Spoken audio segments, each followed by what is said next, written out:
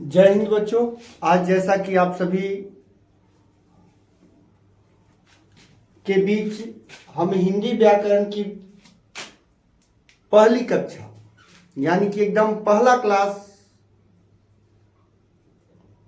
हिंदी व्याकरण के लिए लेकर के आए हैं। यहाँ पे आपको देखना यह है कि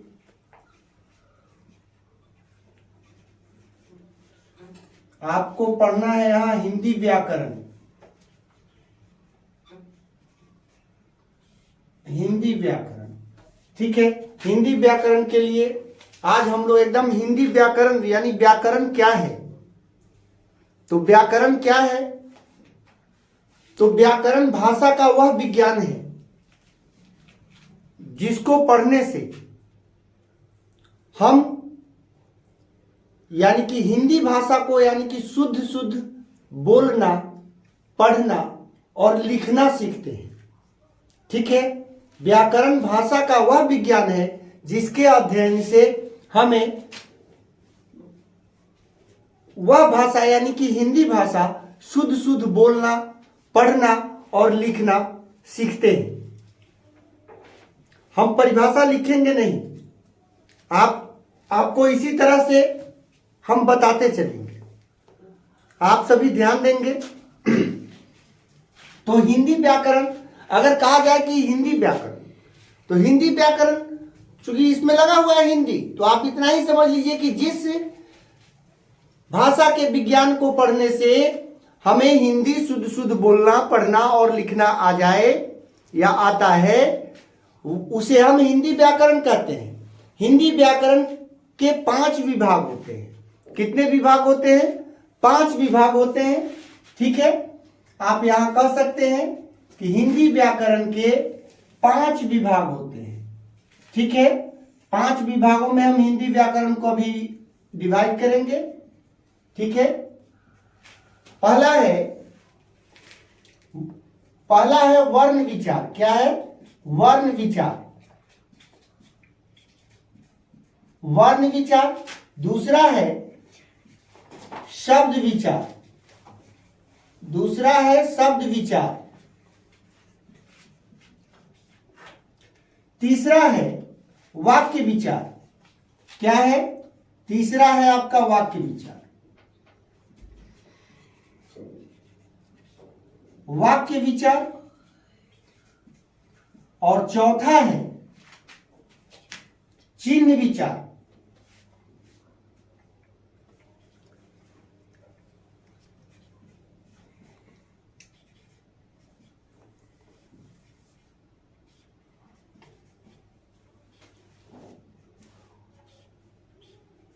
और 5वां है छंद विचार। इसको हम कहते हैं छंद।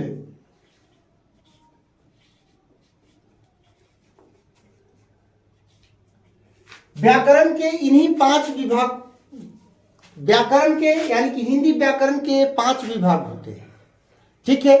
वर्ण विचार यानी कि व्याकरण के जिस विभाग में हम वर्ण की परिभाषा, भेद का सोदाहरण अध्ययन करते हैं, उसे हम वर्ण विचार कहते हैं। वर्ण के अंतर्गत जैसा कि आप सभी जानते हैं कि वर्ण के अंतर्गत ध्वनि, वर्ण का परिभाषा आपका होता है कि वर्ण उस मूल ध्वनि को कहते हैं, यानी कि ध्वनि के मूल को हम वर्ण कहते हैं। अगर आपसे कहा जाए कि क्या ध्वनि और वर्ण दोनों समान है, तो नहीं। ध्वनि कहीं से उच्चारित होती है, जबकि वर्ण जो है वह कहीं लिखे जाते हैं, ठीक है। तो वर्ण को हम अक्षर भी कहते हैं। वर्ण को हम अक्षर भी कहते हैं। तो वर्ण विचार क्या है? तो व्याकरण के जिस विभाग में हम वर्ण की परिभाषा और भेदों का सोदाहरण अध्ययन करते हैं, उसे हम वर्ण विचार कहते हैं। ठीक उसी प्रकार से शब्द विचार यानी कि व्याकरण के जिस विभाग में हम शब्द की परिभाषा, उनके विभाजन के आधार और उनके भेदों का सोदाहरण अध्ययन करते हैं, उन्हें हम शब्द विचार कहते हैं। तीसरा है वाक्य विचार। अब जिसमें वाक्यों की संरचना और उनके प्रकारों के बारे में हम उदाहरण के साथ अध्ययन करते हैं, उन्हें हम वाक्य विचार कहते हैं। और जब हम वाक्य लिख लेते हैं तो हमको जरूरत होती है चिन्ह की, ठीक है, कि हम उचित चिन्हों का प्रयोग करें जो हमारी बातों को एक ठहराव दे सके, एक विराम दे सके, एक अल्प विराम दे सके। तो इसके अंतर्गत यानी कि चिन्ह विचार के अंतर्गत हम लोग विराम चिन्ह, अल्प विराम, पूर्ण विराम, योजक चिन्ह, प्रश्नवाचक चिन्ह, संयोजक चिन्ह, इन चिन्हों के बारे में अध्ययन करते हैं। उसके बाद हमारा है छंद विचार। तो छंद विचार के अंतर्गत हम सभी मुहावरे और लोकोक्तियों का अध्ययन करते हैं, जिनको हम कहावत कहते हैं, ठीक है। घर का भेदी लंका ढाए, ठीक है। अब जो इस तरह इसको अब आप बताइए कि घर का भेदी लंका ढाए यह मुहावरा है या लोकोक्ति है। तो आप जान लीजिए कि जो भी कहावत है वह लोकोक्ति है। और 9 2 11 होना, ठीक है, आंखें 4 होना, उसके बाद कान देना, इस तरह से जो भी होते हैं उसको हम मुहावरों की श्रेणी में रखते हैं। तो मुहावरे और लोकोक्ति जो होते हैं या कहावत जो होते हैं वे सभी छंद विचार के अंतर्गत आ जाते हैं। समझ गए। अब चलिए हम लोग अध्ययन करेंगे व्याकरण के पहले विभाग का। पहला विभाग है हमारा वर्ण विचार। क्या है? वर्ण विचार। पहला विभाग है हमारा वर्ण विचार। तो इसमें हम सबसे पहले जाने कि वर्ण आखिर होता क्या है, वर्ण कहते किसको है।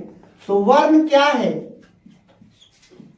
वर्ण के बारे में हम अध्ययन करें। तो वर्ण उस मूल ध्वनि को कहते हैं। जैसे अगर आप बहुत भिन्न भिन्न प्रकार की ध्वनियों को सुनते होंगे कहीं, यानी अगर मान लीजिए गाड़ी के हॉर्न का आवाज सुनते होंगे तो लगता होगा कि कह रहा है पी पी, कि नहीं। तो आखिर पी पी का आवाज आ रहा है, ठीक है। तो इस पी में पी जो आ रहा था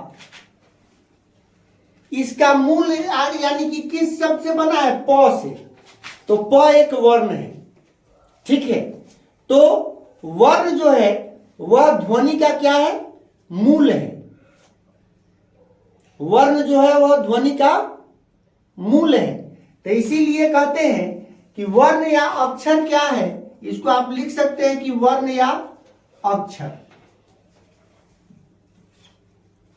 वर्ण या अक्षर, ठीक है। तो वर्ण उस मूल ध्वनि को कहते हैं जिसका खंड या टुकड़ा न हो सके। क्या कहेंगे? कि वर्ण उस मूल ध्वनि को कहते हैं, वर्ण उस मूल ध्वनि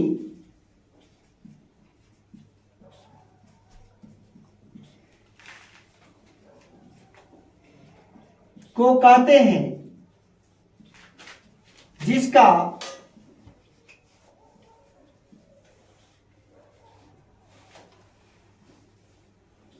खंड या टुकड़ा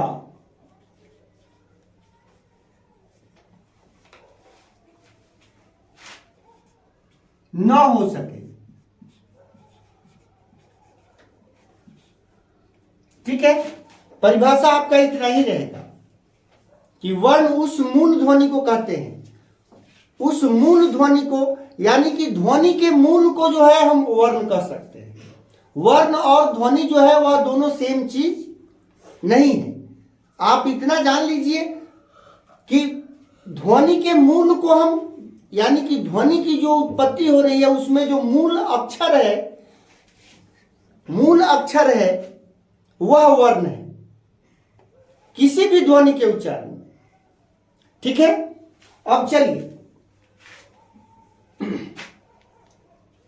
वर्ण के मुख्यतः दो प्रकार होते हैं।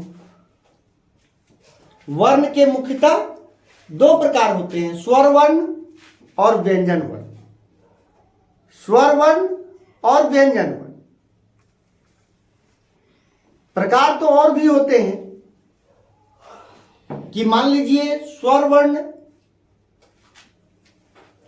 लेकिन ये मूल जो है वो आपके स्वर वर्ण और व्यंजन वर्ण दो ही भागों में बांटा गया है। तो स्वर वर्ण, आपसे पूछा जाए कि वर्ण के कितने प्रकार होते हैं तो आप यहां कह सकते हैं, दूसरा प्रश्न हम यहां बनाते हैं कि वर्ण के निम्नलिखित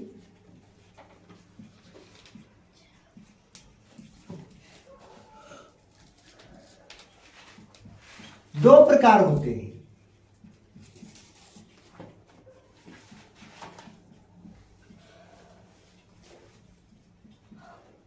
वर्ण के निम्नलिखित दो प्रकार होते हैं। पहला होता है स्वर वर्ण और दूसरा होता है व्यंजन वर्ण।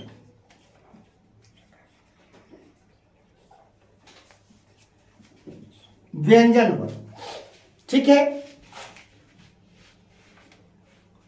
तो अब स्वर वर्ण किसे कहते हैं?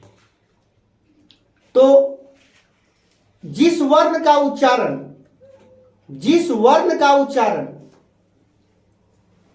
अन्य किसी वर्ण के सहायता के बिना हो, तो अन्य किसी वर्ण, ठीक है। तो आप इतना समझ सकते हैं कि भाई वर्ण में दो ही वर्ण है, स्वर और व्यंजन, यानी कि इसमें व्यंजन वर्ण का सहयोग नहीं होगा। स्वर वर्ण का उच्चारण खुद अपनी सहायता से होता है, उसमें व्यंजन वर्ण सहायक नहीं होते हैं, ठीक है। तो जिस वर्ण का उच्चारण किसी अन्य वर्ण के सहायता के बिना हो, यानी कि व्यंजन वर्ण के सहायता नहीं लेनी पड़ती है, वह स्वर वर्ण अपनी सहायता से उसका उच्चारण हो जाता है। तो स्वर वर्ण के एग्जाम्पल में आप कर सकते हैं, स्वर वर्ण के एग्जाम्पल हम यहां पे कर लेते हैं। तो आपका आ जाएगा अ, आ, हर्षई, दीर्घई, हर्षऊ, दीर्घऊ,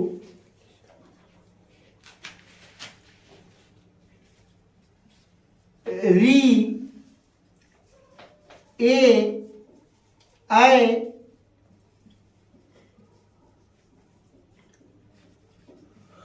ओ और औ, ठीक है। इतना ही। अब यहां से हम गिनना शुरू करें तो 1 2 3 4 5 6 7 8 9 10, ठीक है, 11, ठीक है, 11 होते हैं। देखिए 1 2 3 4 5 6 7 8 9 10 11, यानी 11 स्वर वर्ण होते हैं। आपसे पूछा जाए कि स्वर वर्णों की संख्या कितनी होती है, तो आपको बोलना है कि भाई स्वर वर्णों की कुल संख्या 11 होती है, ठीक है। उसके बाद होता क्या है कि हम स्वर वर्ण की अपनी कुछ मात्राएं होती हैं, यानी स्वर वर्ण की मात्रा क्या है, इसके बारे में अब जान लें। स्वर की मात्रा, स्वर की मात्रा, स्वर की मात्रा के बारे में हम जानें तो स्वर वर्ण के संकेत चिन्हों को, जो स्वर वर्ण होते हैं, यानी कि यहां जो 11 स्वर वर्ण है, तो स्वर वर्ण के संकेत चिन्हों को हम स्वर की मात्रा कहते हैं। क्या कहते हैं? स्वर की मात्रा कहते हैं, ठीक है। अब स्वर वर्ण के संकेत चिन्ह तो क्या है भाई? तो अ जो यहां है इसमें कोई मात्रा नहीं है, लेकिन अ की अपनी एक मात्रा है। अ की अपनी एक मात्रा है। वह मात्रा क्या है? तो ऐसा, इसको हम कहते हैं अकार। क्या कहते हैं? अकार, अकार कहते हैं।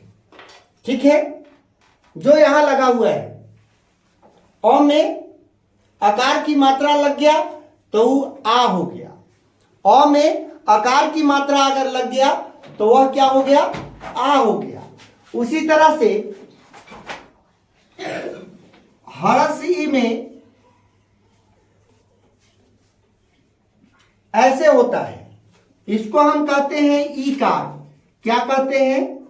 ईकार।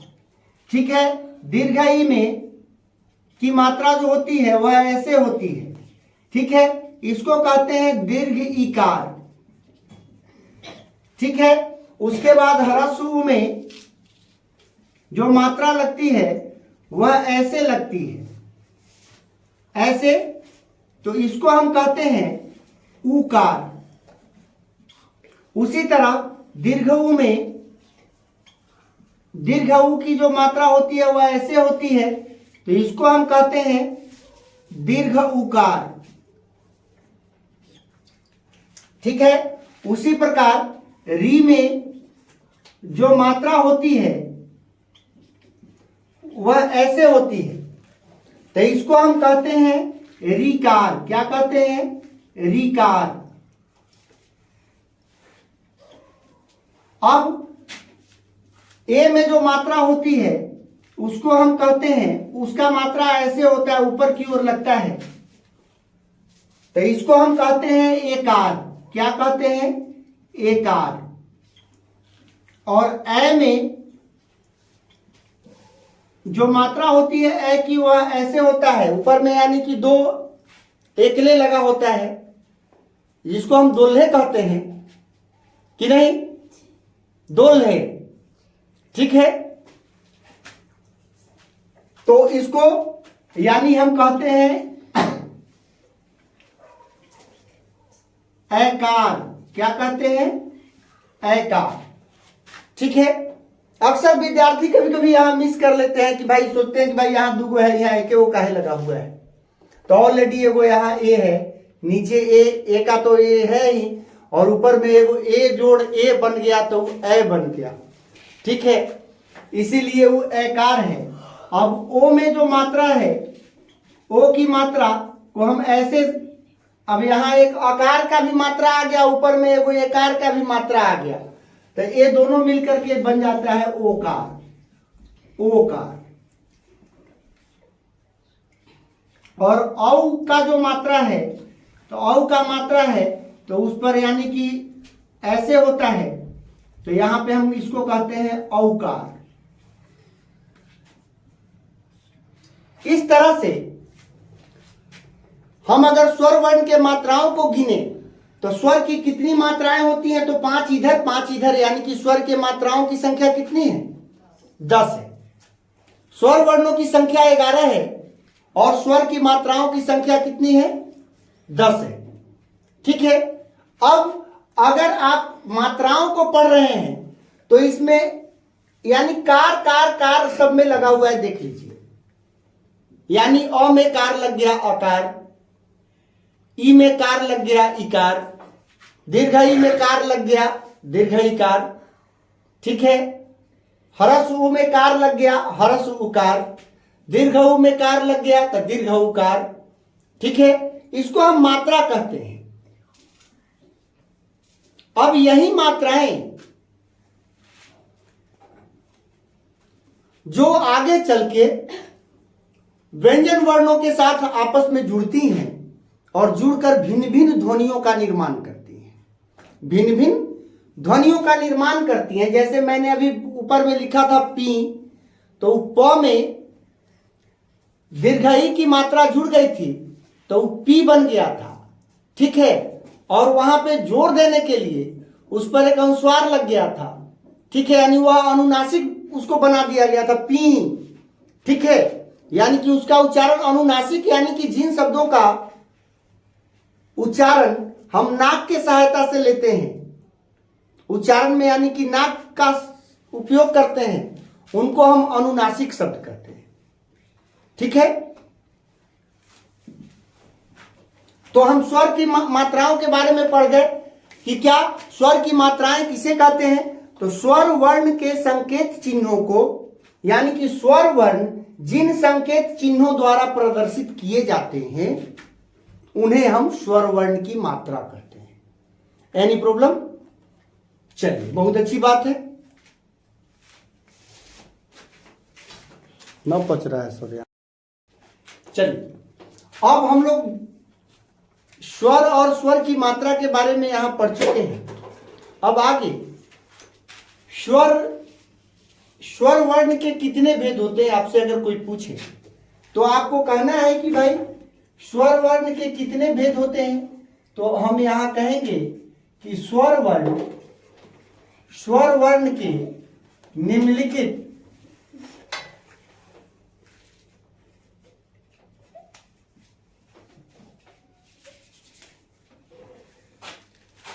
निम्नलिखित तीन भेद होते हैं।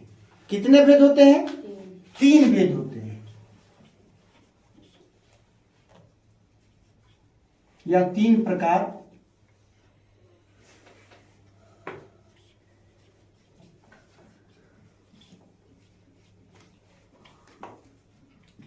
तीन प्रकार होते हैं। पहला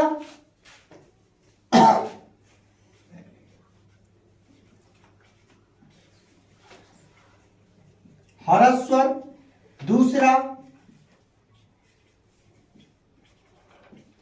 दीर्घ स्वर। ह्रस्व स्वर को हम एक मात्रित स्वर भी कहते हैं। क्या कहते हैं? ह्रस्व स्वर या एक मात्रित स्वर। क्या लिखेंगे? एक मात्रित।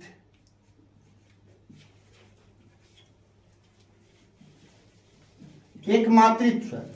दीर्घ स्वर या द्विमात्रित स्वर, या द्विमात्रित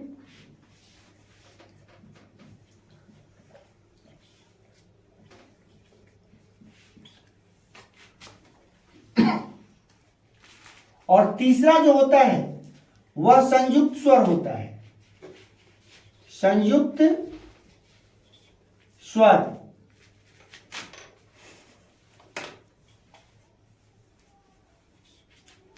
संयुक्त स्वर, ठीक है।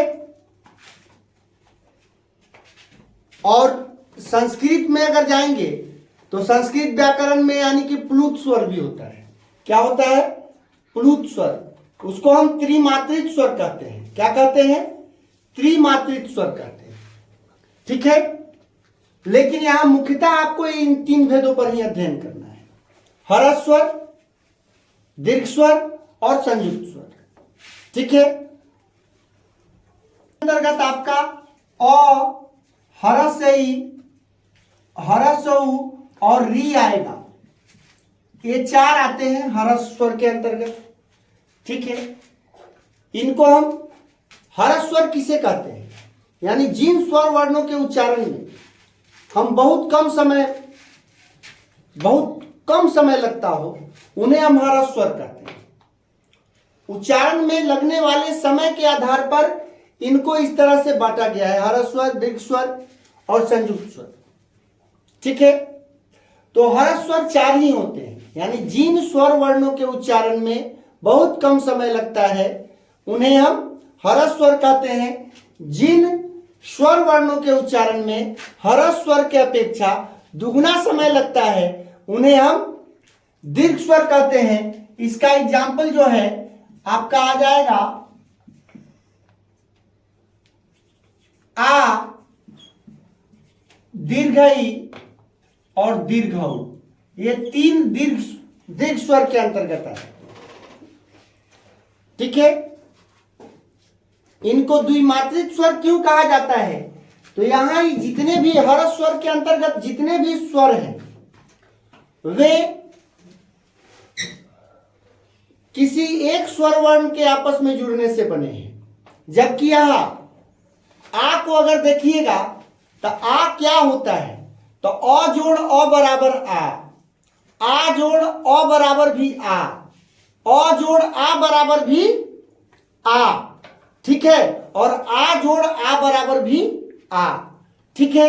यानी यहां आप देख रहे हैं कि दो स्वर वर्णों के आपस में मिलने से इनका निर्माण हुआ है, ठीक है। उसी तरह इस दीर्घई का अगर उच्चारण आप देखेंगे तो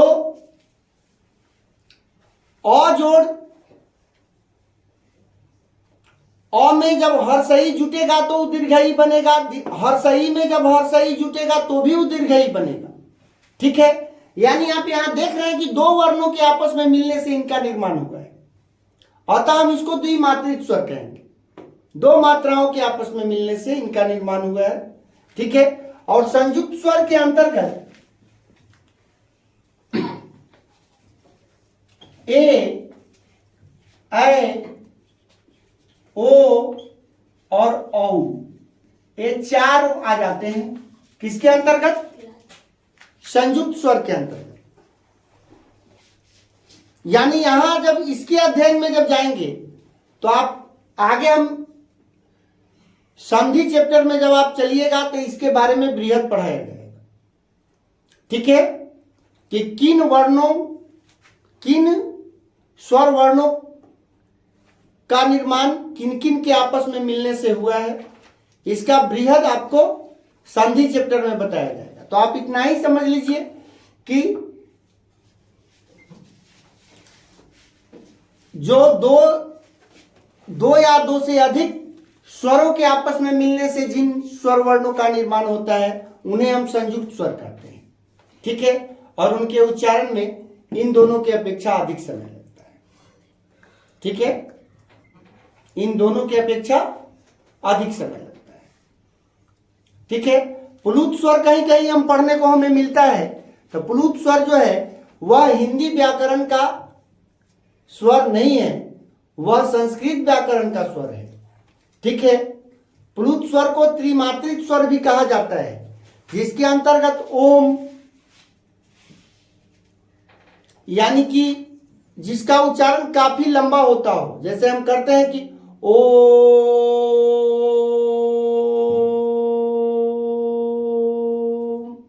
ऐसे, यानी कि इन सब की अपेक्षा बहुत अधिक समय लगता है।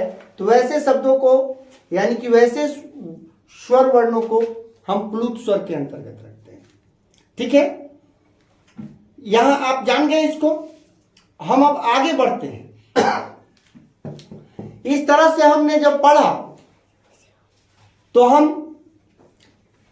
12 खड़ी में दो ऐसे अक्षर थे जिनको हम छोड़ रहे हैं। वह अक्षर क्या थे? अंग और अह। अंग और अह। तो अंग और अह जो है वह स्वर वर्ण के अंतर्गत नहीं आता है, उसको हम कहते हैं अयोगवाह। क्या कहते हैं? अयोगवाह। तो अयोगवाह क्या है? अयोगवाह, ठीक है। तो आप कह सकते हैं कि अंग और अह को, अंग और अह को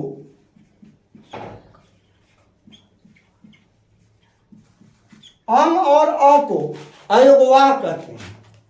इनकी भी अपनी मात्राएं होती हैं, इनकी अपनी मात्राएं होती हैं। तो मात्रा जो, यानी कि अंग का जो मात्रा होता है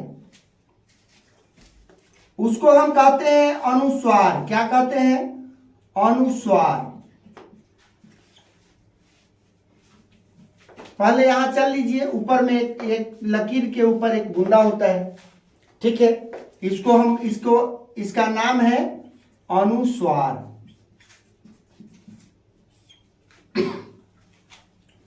और अह की भी अपनी मात्रा होती है, इसको हम कहते हैं, इसको इस तरह से दिखाया जाता है, इसको हम कहते हैं विसर्ग। क्या कहते हैं? विसर्ग, ठीक है। आपसे अगर कोई पूछे कि अयोगवाह क्या है, तो अंग और अह को अयोगवाह कहते हैं, ठीक है। अंग की मात्रा को क्या कहते हैं? तो अनुस्वार कहते हैं। और अह की मात्रा को क्या कहते हैं? तो विसर्ग कहते हैं, ठीक है।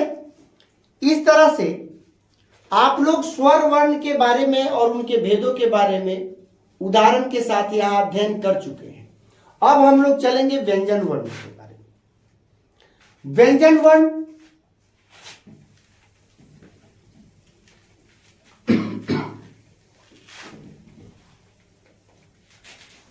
व्यंजन वर्ण क्या है? व्यंजन वर्ण क्या है?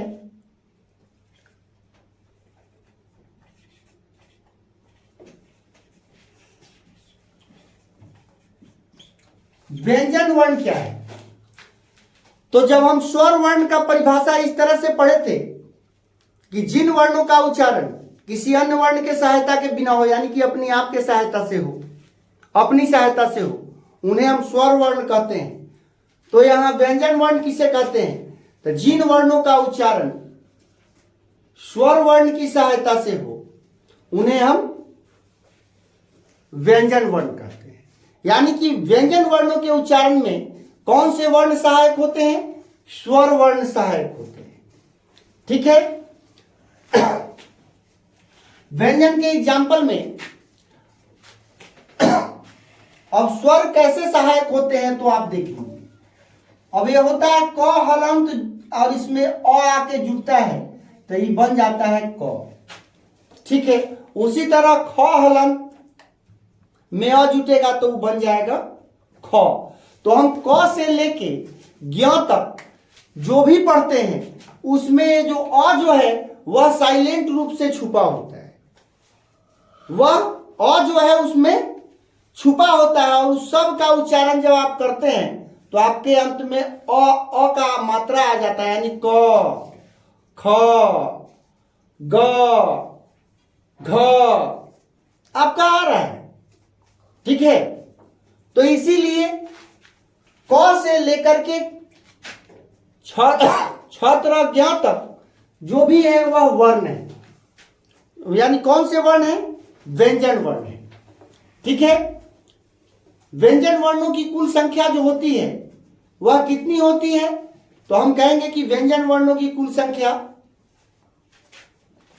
अभी आप इसके भेदों के साथ चलिए ऑलरेडी, यानी कि जब वर्णमाला पढ़ाएंगे तो उसमें सब की संख्या के बारे में बृहद तौर पे बताया जाएगा। ठीक है। व्यंजन वर्ण के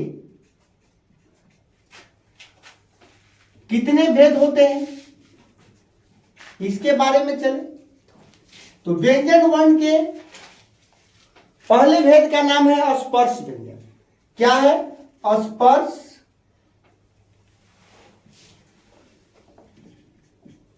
स्पर्श व्यंजन।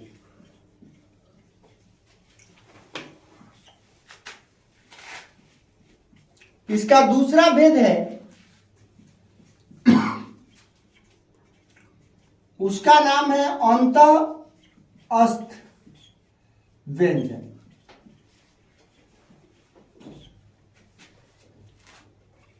अंतःस्थ व्यंजन।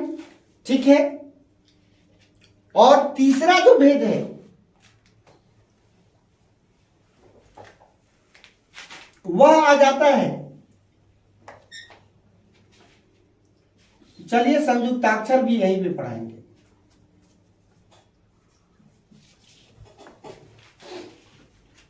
उसके बाद तीसरा जो भेद है उसको हम कहते हैं ऊष्म व्यंजन। और चौथा जो प्रकार है उसको हम कहेंगे संयुक्ताक्षर।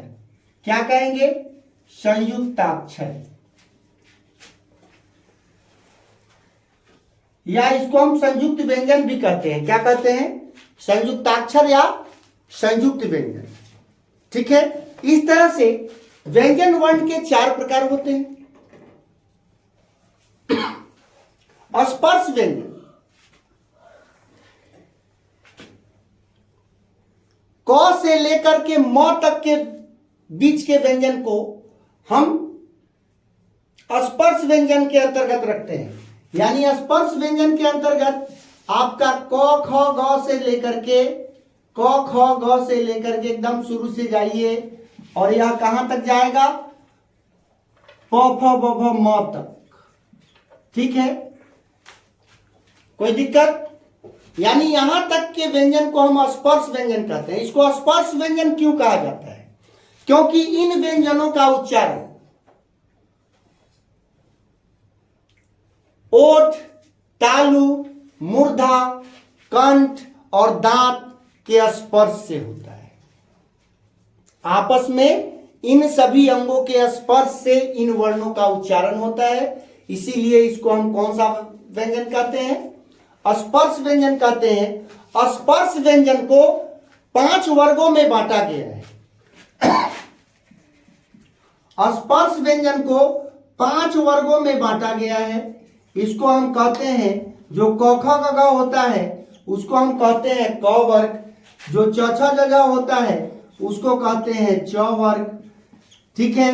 जो ट ठ ड ढ होता है उसको कहते हैं ट वर्ग, और जो त थ द ध होता है उसको कहते हैं त वर्ग, और जो प फ ब भ होता है उसको कहते हैं प वर्ग। तो इस तरह से स्पर्श व्यंजन को 5 वर्गों में बांटा गया है। प्रत्येक वर्ग में 5-5 अक्षर होते हैं। अतः आप कह सकते हैं कि स्पर्श व्यंजनों की कुल संख्या कितनी है? तो भाई 50-25 बोल लीजिए कि नहीं। तो स्पर्श व्यंजनों की कुल संख्या आपका कितना है? तो कुल संख्या है 25। Any problem? अब चलिए हम दूसरे भाग के तरफ चलते हैं, अंतःस्थ व्यंजन की तरफ। अंतःस्थ व्यंजन को अर्ध स्वर भी कहते हैं। जिस प्रकार आप इंग्लिश ग्रामर में सेमी वोवेल पढ़ते हैं, उसी प्रकार अंतःस्थ व्यंजन को अर्ध स्वर भी कहा जाता है। क्या कहा जाता है?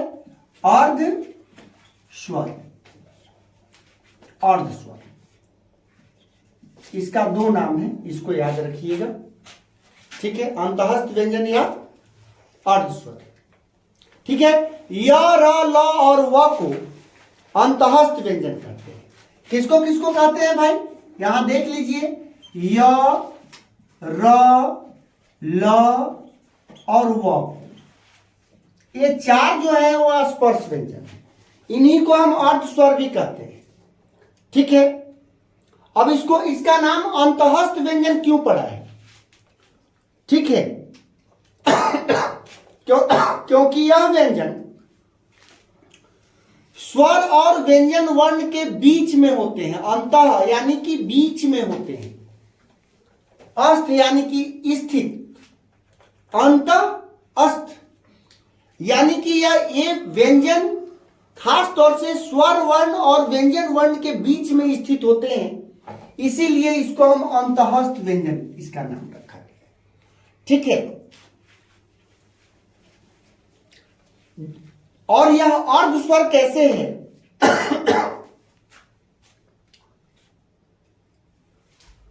तो यह जो है वह ई जोड़ अ के आपस में मिलने से बना है। देखिए यह जो है, आप इसको क्या पढ़िएगा भाई? ई अ, य। क्या पढ़िएगा? य, ई अ, य। वही चीज तो यहां लिखा हुआ है, ठीक है। यानी यह जो है ई और अ के आपस में मिलने से बना हुआ है, ठीक है। उसी तरह र जो है री जोड़ अ के आपस में मिलने से बना है। री जोड़ अ, यह आप संधि में जब यन संधि पढ़ेंगे ना, तो यन संधि में इसका बृहद, ये जो मैं अभी समझा रहा हूं, यह कहां मिलेगा? तो यन संधि में, ठीक है। उसके बाद ल जो है वह तो शायद आपको हिंदी व्याकरण में नहीं मिलेगा, लेकिन इसका यानी कि संस्कृत व्याकरण में पहले जब लिरी को स्वर वर्ण के कैटेगरी में रखा गया था संस्कृत व्याकरण में, लेकिन धीरे धीरे जो जो हम आगे की ओर बढ़ रहे हैं तो वो चीज वहां से अब विद्वानों द्वारा उसका संशोधन किया जा रहा है। उस संशोधन में अब लिरी जो है वह स्वर समूह से अलग हो गया है। लेकिन आपको यहां ली जोड़ अ बराबर लौ, ठीक है। और उसी तरह व जो है तो ऊ जोड़ अ, इसको आप क्या पढ़ेंगे, व व ऊ अ, तो व वही मिलके व बन गया।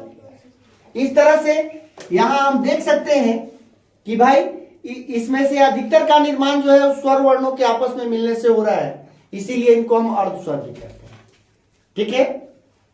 य र ल और व को अंतःस्थ व्यंजन क्यों कहते हैं, क्योंकि य र ल और व स्वर वर्ण और व्यंजन वर्ण के बीच में स्थित होते हैं। अंतःस्थ यानी कि बीच, अंत यानी कि बीच में, ठीक है, अंदर, अस्थ यानी कि स्थित होते हैं, इसीलिए इसका नाम हम अंतःस्थ व्यंजन कहते हैं। और अर्धस्वर क्यों कहते हैं, तो अर्धस्वर का नमूना है कि चूंकि इन वर्णों का, इन यानी कि अंतःस्थ व्यंजनों का जो निर्माण हुआ है वह स्वर वर्णों के आपस में मिलने से हुआ है, इसीलिए हम इसको हम क्या कहते हैं, अर्धस्वर कहते हैं, ठीक है। अंग्रेजी ग्रामर में आप लोगों ने पढ़ा है कि W और Y को सेमी वोवेल कहते हैं। तो W यानी कि वो, Y मतलब या, यानी कि इस दो को अंग्रेजी ग्रामर हटा दिया गया है, अंग्रेजी ग्रामर से इस दो को आउट कर दिया गया है। लेकिन यह और यह जो दो अर्धस्वर है सेमी वोवेल, वो तो अंग्रेजी ग्रामर में भी मौजूद है, ठीक है। चलिए अब उष्ण व्यंजन के बारे में चलते हैं। तो उष्ण व्यंजन चूंकि हम य र ल और व तक पहुंच गए हैं, तो अब अगला 4 व्यंजन और जोड़ लीजिए इसमें। तो क्या है भाई, अगला 4 व्यंजन आपका क्या है, तो तालव्य स, मूर्धन्य स, दंत स और ह, ठीक है। इस 4 व्यंजन को हम उष्म व्यंजन कहते हैं। उष्म जो है, इसी उष्म शब्द से उष्मा शब्द बना हुआ है। उष्मा यानी कि गर्मी, और गर्मी कब पैदा होती है, जब हम दो सतहों के बीच आपस में रगड़ पैदा करते हैं, ऐसे रगड़ते हैं। आपको अगर विश्वास ना हो तो अपने दोनों हाथों को रखिए और ऐसे ऐसे रगड़िए, आप देखिए कि आपके दोनों हाथ गर्म हो जाएंगे, ठीक है। तो उसी तरह इन व्यंजन वर्णों का उच्चारण हमारे जो शरीर के अंग जो मैंने बताए थे आपको, ओठ, तालु, मूर्धा, दांत, ये जो बताए थे मैंने, इन सब के आपसी रगड़ से होता है। रगड़ से होता है यानी कि वहां गर्मी पैदा होती है, यानी उष्मा पैदा होती है, इसीलिए इसको हम उष्म व्यंजन कहते हैं। समझ गए आप इसको। चलिए अब संयुक्ताक्षर की ओर चलते हैं, ठीक है। तो संयुक्ताक्षर में 4 वर्णों को रखा गया है, यानी कि छ, त्र, ज्ञ और स्र। ये 4 वर्ण जो होते हैं वे संयुक्ताक्षर के अंतर्गत आते हैं। किसके अंतर्गत आते हैं, संयुक्ताक्षर के अंतर्गत आते हैं, ठीक है। तो यहां 25, यहां 4, यहां भी 4 और यहां भी 4। अब आप कह सकते हैं कि व्यंजन वर्णों की कुल संख्या कितनी है, तो 25 और 12 कितना हो गया, 25 और 12 कितना हो गया, ठीक है। तो 25 12 हो गया आपका 37, 25 और 12 37 हो गया, ठीक है। 2 और छूट रहे हैं, द्विगुण व्यंजन भी होते हैं तो, ठीक है। 2 द्विगुण व्यंजन भी होते हैं, तो आपका 37 और 2 39 और 39 और प्लस आपका उधर 11 को स्वर वर्ण और 2 को अयोगवाह, यानी कि 11 2 13, तो 39 और 13 को जब जोड़ेंगे तो 52 हमारे कुल वर्ण होते हैं। वर्णों की कुल संख्या कितनी होती है, 52 होती है। यानी अयोगवाह और स्वर वर्ण मिला दीजिए तो 13 उधर, और यहाँ पे अब हम सबको मिलाए तो यहाँ 37 और 2 गो द्विगुण व्यंजन आएगा। तब संयुक्ताक्षर पर चलिए। छ, त्र, ज्ञ और स्र को संयुक्ताक्षर कहते हैं। क्या कहते हैं? संयुक्ताक्षर कहते हैं। ठीक है, यानी कि इन वर्णों का, इन व्यंजन वर्णों का जो निर्माण हुआ है यह दो व्यंजन वर्णों के आपस में मिलने से हुआ है। दो व्यंजन वर्णों के आपस में मिलने से हुआ है। जैसे अगर मान लीजिए कि हमारा स्वर छ जो है, अब ये किस किस के आपस में मिलने से बना है भाई, कि नहीं? तो छ का उच्चारण हुआ है, पहले पढ़ाई होती थी, अभी आप लोग पढ़ते हैं KSH से छ, लेकिन पहले टीचर पढ़ाते थे कि KSHA से छ। ठीक है, और ये SHA जो होता था वो तालाब में स के लिए नहीं होता था, बल्कि इस मूर्धन्य स के लिए होता था। किसके लिए होता था? मूर्धन्य स के लिए होता था। यानी कि SH से तालाब में स, SHA से मूर्धन्य स, S से दंती स और H से ह। ठीक है, लेकिन अब यहां भी संशोधन कर दिया गया, यानी इस ए को हटा दिया गया। अब आप पढ़ते हैं SH से तालाब में स, SH से ही मूर्धन्य स। ठीक है, तो यहां जो है क और मूर्धन्य स, इन दो अक्षरों के आपस में मिलने से बना क जोड़ मूर्धन्य स। ठीक है, क जोड़, चलिए क हलंत जोड़ मूर्धन्य स कर लीजिए, कि नहीं?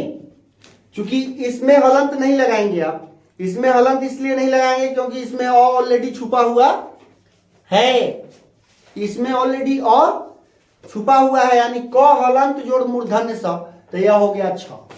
ठीक है, उसके बाद त्र के लिए आप लिखते हैं TR से तरह, कि नहीं? तो यह बना है त हलंत जोड़ र के आपस में मिलने से त्र।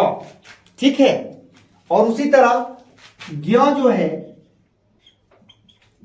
ज्ञ को इंग्लिश में क्या लिखते हैं भाई? तो पहले हम लोग लिखते थे इसको, पहले हम लोग जिस समय पढ़ते थे, हम लोग के सर पढ़ाते थे कि JYN से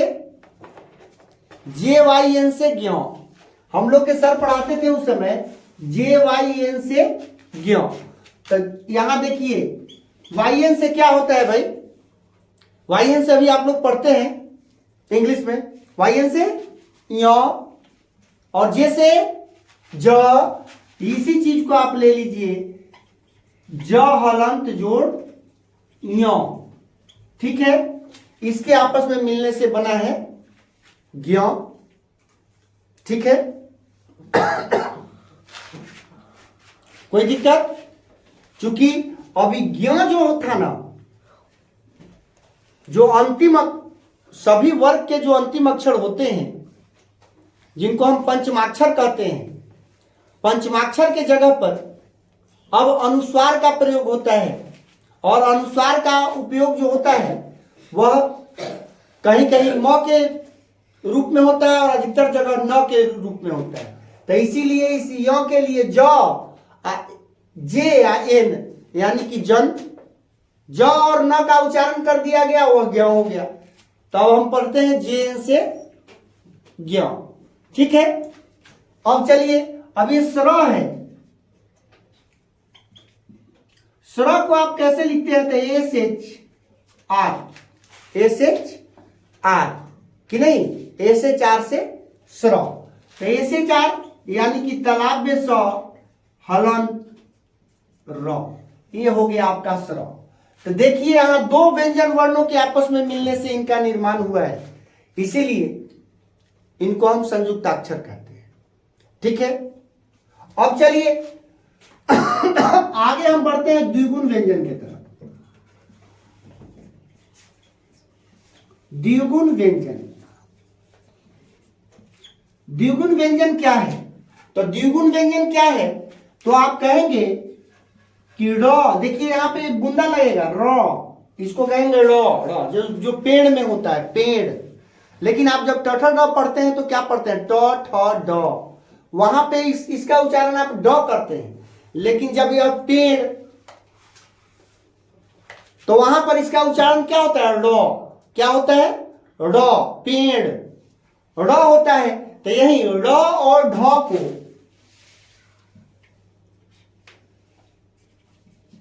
को यानी ड और ढ को हम द्विगुण व्यंजन कहते हैं। द्विगुण व्यंजनों की संख्या 2 है।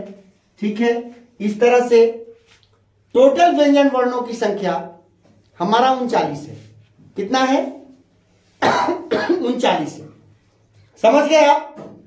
ड और ढ को आज जब ट ठ ड पढ़ते हैं तो कहते हैं ट ठ ड ढ, ढ पढ़ते हैं। लेकिन जब मेढक, मेढक ड़ हो जाए, ड़ मेढक। ठीक है, ढोल, अब ढोल में ढ का उच्चारण हो रहा है, लेकिन मेढक यहां ढ का उच्चारण करते हैं मेढक में, तो वहां यह द्विगुण व्यंजन होता है, न कि ढ होता है। समझ गए? तो द्विगुण व्यंजन यानी ड और ढ को द्विगुण व्यंजन कहते हैं। इस तरह से कुल व्यंजन वर्णों की संख्या जो है, कुल व्यंजन वर्णों की संख्या अगर आपसे कोई पूछे तो आप जोड़ दीजिए। 25 गो स्पर्श व्यंजन, 4 गो अंतःस्थ व्यंजन, 4 गो ऊष्म व्यंजन और 4 गो संयुक्त व्यंजन और 2 गो द्विगुण व्यंजन। इस सब को मिलाइएगा तो 39। तो व्यंजन वर्णों की कुल संख्या कितनी होती है? 39 होती है। ठीक है, कोई दिक्कत? अब हम आगे बढ़ते हैं वर्णमाला की ओर।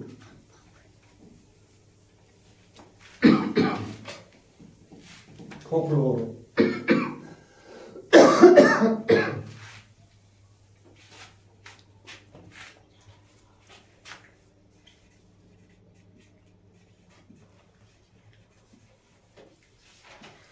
वर्णमाला कुछ छूटा नहीं है? तो बताइए दिए हैं कि सभी वर्ग के अंतिम अक्षर को पंचमाक्षर कहते हैं, इसके लिए कोई दिक्कत नहीं। चलिए, वर्णमाला देखिए, वर्णमाला किसे कहते हैं? तो वर्णों के क्रमबद्ध समूह को वर्णमाला कहते हैं। अगर हम क लिखे, घ लिखे, प लिखे, इधर उधर से क्रम बिगाड़ कर लिखे तो वो वर्णमाला नहीं है।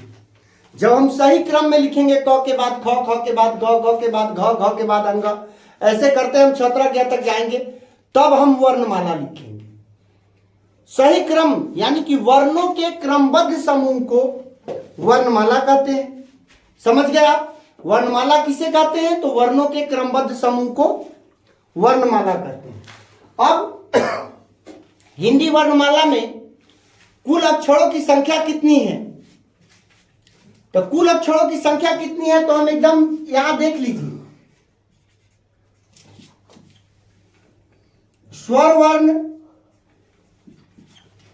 वर्ण की संख्या हम कितना बताए थे आपको? 11। अयोगवाह कितना बताए थे? अयोगवाह बताए थे 2। ठीक है, स्पर्श व्यंजन कितना बताए थे?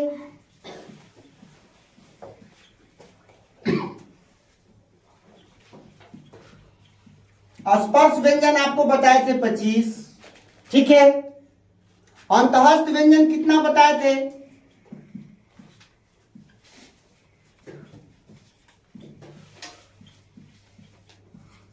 अंतःस्थ व्यंजन बताए थे 4। ऊष्म व्यंजन कितना बताए थे? ऊष्म व्यंजन आपको बताए थे 4।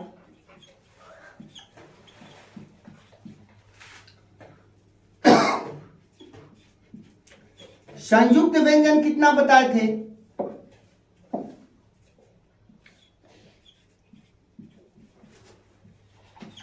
संयुक्त व्यंजन भी आपको 4 बताया गया था। और द्विगुण व्यंजन कितना बताया गया था? द्विगुण व्यंजन 2 बताया गया था। इस तरह से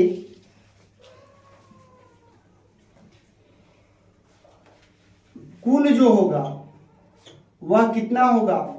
तो आप यहां देख लीजिए, 2 4 6 4 10, 10 4 14, 14 14 5 19, 19 2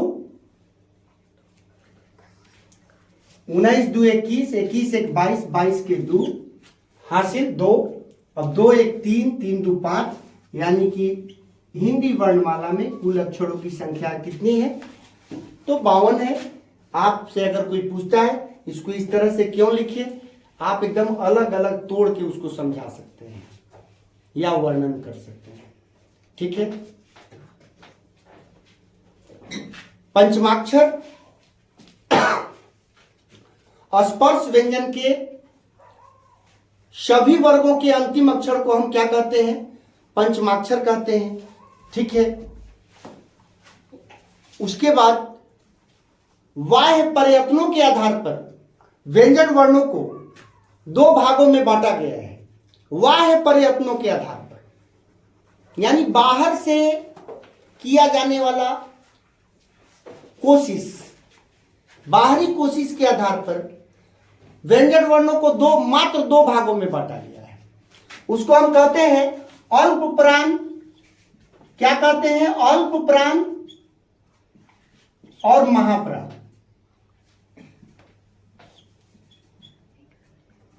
अल्प प्राण और महाप्राण। ठीक है। अल्प प्राण क्या होता है और महाप्राण क्या होता है? तो अल्प प्राण और महाप्राण से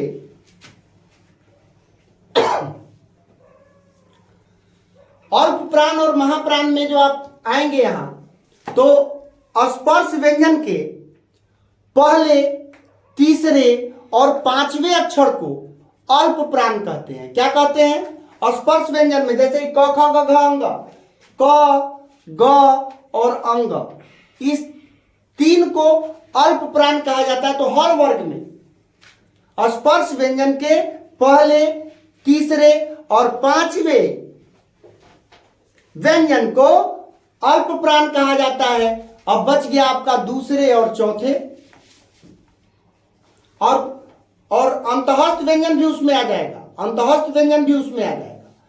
तो पहला, तीसरा और 5वां और अंतःस्थ व्यंजन, स्पर्श व्यंजन का पहला, तीसरा और 5वां और अंतःस्थ व्यंजन, यह अल्प प्राण के अंतर्गत आ जाता है। और स्पर्श व्यंजन का दूसरा और चौथा तथा उष्ण व्यंजन, यह किसके अंतर्गत आ जाता है? महाप्राण के अंतर्गत आ जाता है। ठीक है।